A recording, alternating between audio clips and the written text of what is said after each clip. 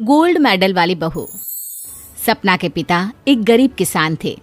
माँ पिता खेत में काम करते तो पीछे से सपना गांव के बच्चों के साथ हॉकी खेलती। एक दिन शाम को, सारा दिन खेलती रहती है, ये नहीं कि छोटे भाई को संभाले। माँ पता है, मैंने आज हॉकी में पास के गांव के लड़कों की टीम को हरा दिया। अरे वाह वाह मेरी बेटी, शाबाश, ये ले रुपया, जा जाकर टॉफी खा ले। सपना खुशी से पिता के गले लग जाती है और बाहर चली जाती है। अरे तुम इसको बिगाड़ रहे हो, मैं ना इसकी शादी ही करा दूंगी। ऐसा कैसे शादी करा देगी? हाँ, अभी तो उम्र खेलने की है। माँ बड़बड़ करती वहां से निकल जाती है। लेकिन शाम को उन लोगों के घर कुछ लोग आते हैं। अरे राम सुखिया, जरा ये तो बतलाओ, सपना के बारे में क्या सोचा है? अरे क्या सोचना है मास्टर जी, पढ़ रही है, जितना पढ़ सकती है पढ़े, फिर शादी करवा देंगे, कोई अच्छा सा गांव का ही लड़का देख लेंगे। अरे तुम तो उसके पिता हो, तुमको कुछ नहीं पता? माँ घबरा जाती है। अरे का मास्टर जी, का पता नहीं, का हो गया? हम तो इनसे पहले ही बोल रहे थे कि लड़की की जात है, संभाल लो। अरे भाभी जी, आप भी ना कभी अच्छा भी सोच लिया करो। अरे सपना क्या खेलती है हॉकी, बड़े से बड़े आदमी भी नहीं जीत पाते हैं उससे। कल गांव में एक टीम आ रही है, लड़कियों की हॉकी खेलने उसे भेज देना, वहां शायद कुछ बात बन जाए। अरे ना ना मास्टर जी, कोई खेल वेल नहीं करवाना है हम लोगों को, वो भी शहर के लोगों के साथ तो बिल्कुल भी ना। शहर के लोगों को ना कोई भरोसा नहीं होता मास्टर जी। अरे कैसी बात कर रही हो सपना की माँ, बुरा आदमी तो हर जगह मिल जाएगा, उसके लिए शहर का और गांव का। हाँ हाँ मास्टर जी, हम लोग तैयार हैं, कल आ जाएगी सपना वक्त से। माँ के लाख मना करने पर भी पिता सपना को हॉकी टीम के लिए भेज देते हैं। शाम को सपना वापस आती है, लेकिन लट के मुंह से। और क्या हो गया, मार खाई हो का? कौन मारेगा हमें? कोई मार वार खाकर नहीं आए। अरे फिर शकल पर 12 क्यों बजे हैं, बताओगी? देखो माँ, आप समझोगी नहीं, बताकर फायदा क्या है? अरे बिटिया रानी, हम तो समझेंगे ना, हमें ही बता दे। सपना पापा के गले लग जाती है। पापा, मैं ना सिलेक्ट हो गई हूँ भारत की हॉकी टीम में खेलने के लिए। अरे वाह, ये तो बहुत ही खुशी की बात है मेरे बच्चे। फिर मेरी गुड़िया काहे परेशान है? पापा, मुझे दिल्ली जाना पड़ेगा आगे की प्रैक्टिस के लिए। माँ जो सारी बात सुन रही होती है, जोर से चिल्लाती है। एक पैसा नहीं है मेरे पास, समझी? कुछ नहीं दूंगी। शादी के लिए लड़का फाइनल भी कर दिया है, कल्ले का बेटा, वो शादी कर लेगा तुमसे। सपना पिता की ओर देखती है। अरे देख सपना, खेलने दिल्ली जाना है तो सिर्फ इसी शर्त पे कि आकर कल्ले से बेटे से चुपचाप शादी कर लेगी, बोल। अरे ठीक है ना, कल्ले का बेटा तो बहुत ही समझदार है, सरकारी नौकरी है उसकी, मान गया वो तो सपना शादी कर लेगी। सपना भी धीरू, जो कि कल्ले का बेटा था, उसे जानती थी।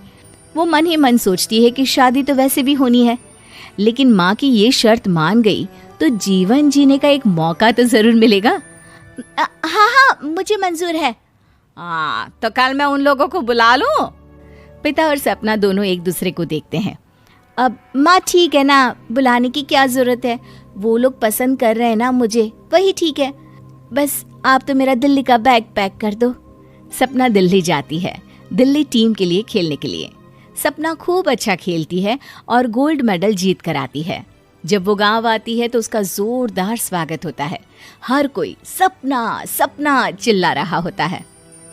और सपना के पापा, तुम्हारी बेटी ने तो गांव का नाम रोशन कर दिया है। गांव की तरफ से तुम लोगों को गांव में पक्का मकान और सपना को परिषद में पक्की नौकरी देने के लिए हम तैयार हैं। अरे वाह वाह, पक्का मकान, ये तो बहुत अच्छी बात है, लेकिन सपना की नौकरी नहीं चाहिए हमें। हाँ, कैसी बात कर रही हो सपना की माँ? लड़की की नौकरी रहेगी तो अपने पैरों पर खड़ी रहेगी, किसी के आगे झुकने की जरूरत ना पड़ेगी। अरे चुप रहो, हम तो नौकरी ना करते हैं, पर मजाल है कि किसी के आगे झुके हो। ना ना, हमारी बेटी नौकरी नहीं करेगी। पिता लाख समझाते हैं लेकिन माँ नहीं मानती। और फिर वो दिन भी आ जाता है जब सपना को अपने कहे अनुसार लड़के से शादी भी करनी पड़ती है। ससुराल में। ए बहू, तू रोज रोज सुबह कहाँ जाती है? घर का सारा काम निपटा कर कहाँ भागती है? माँ का घर तो पास ही है, वहीं निकल जाती है क्या? नहीं माँ जी, मैं हॉकी खेलने जाती हूँ, मुझे खेलना पसंद है। खेलना पसंद है?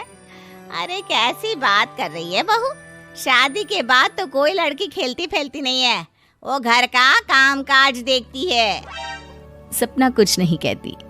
वो एक रोज कमरे में अपनी अलमारी ठीक कर रही होती है कि तब सुनो, वो जो लटक रहा है ना, क्या बोलते हैं उसे? मेडल। सपना पति की बात सुनकर खुश हो जाती है, उनके पास जाती है। मैं सोच ही रही थी कि तुमने कभी पूछा क्यों नहीं। ये मेडल है, मैंने जीता है। पता है, हॉकी में बड़ा मैदान, बहुत से लोग, 2 टीम और फिर शुरू होता है जुनून।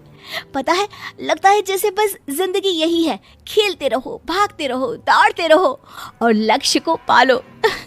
सुनो ना, मैं ना भारतीय टीम के लिए खेलना चाहती हूँ। माँ, यहाँ तो आ जरा। सपना हैरान हो जाती है कि ये क्या हो गया, पति अचानक से माँ को क्यों बुला रहा है। हाँ बेटा, क्या हो गया? काहे गला फाड़ रहे हो? माँ, ये सपना क्या कह रही है? अरे बीवी तो बोलती ही रहती है बेटा, लेकिन क्या हो गया, चिल्ला क्यों रहे हो? ऐसा क्या बोल दिया इसने? माँ ये बोल रही है कि इसको खेलना है भारतीय टीम के लिए। सपना डर जाती है। नहीं माँ जी, मैंने कहा कि मैं चाहती हूँ कि वो मैं बोला था ना, शादी के बाद कोई खेलता नहीं, घर का काम काज देखता है, लेकिन फिर भी। नहीं माँ जी, ठीक है, मैं घर का काम देखूंगी, कल से मैं खेलने भी नहीं जाऊंगी, माफ कर दीजिए। सपना पति की तरफ देखती है जो माँ की तरफ देख रहा होता है। उसे गुस्सा तो आता है, लेकिन करती भी तो क्या, सास के सामने कैसे पति की क्लास लगाती। अरे बेटा, अब क्यों घूरे जा रहे हो बहू को? माँ, अभी इस बात का फैसला करके जाना, वरना ये तो तेरे कमरे से जाने के बाद मुझे। अब चुप हो जाइए आप, छोटी सी बात का बतंगड़ मत बनाइए। छोटी सी बात? बहू, ये कोई छोटी बात नहीं है। जो लड़की दिल्ली के लिए गोल्ड मेडल ला सकती है, वो देश के लिए भी तो गोल्ड ला सकती है ना। हम लोगों को किसी चीज की कमी नहीं है बहू, घर का काम तो कोई भी कर लेगा, लेकिन देश का नाम रोशन करने के लिए सपना चाहिए। जा बहू, तेरी ट्रेनिंग का सारा इंतजाम तेरे पति ने कर दिया है, जा खेल और देश का नाम रोशन कर। सपना की आंख में आंसू आ जाते हैं। वो सोचती है कि बेटियों को मायके के साथ अगर ससुराल में भी सहयोग मिले तो ऐसा कोई काम नहीं जो वो नहीं कर सकती है।